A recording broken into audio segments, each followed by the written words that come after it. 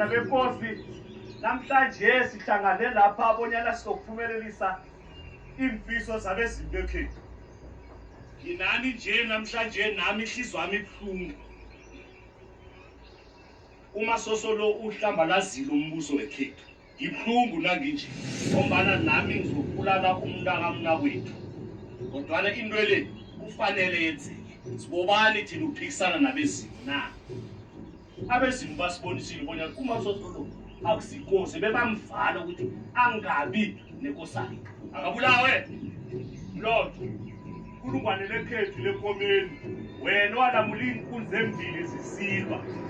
Nangathana sanga wazilamula ngazabula la.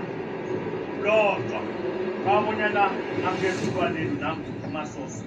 Ukusuka namhlanje akekho umuntu ozokwazi bonyana ukhe waba yinkunzi. Babonyana isuse yonke into esihlanganisana. Abekhala madoda, abekhala.